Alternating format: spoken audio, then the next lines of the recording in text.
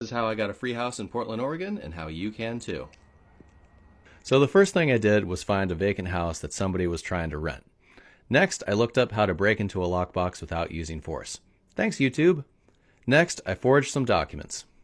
This made it look like I had a lease agreement, and I called the utility companies and had the utilities put in my name.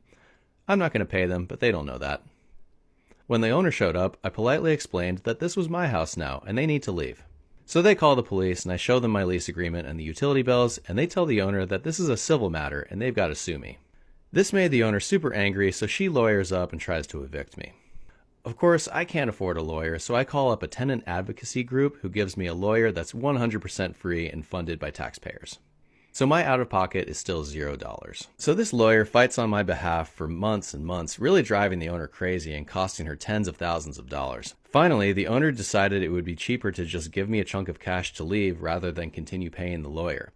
So she writes me a check for $10K and I move out. I didn't even have to clean the place up, and that's a good thing because I do a lot of drugs and the house looks every bit of it. Still no thank you note for aerating the walls, but whatever.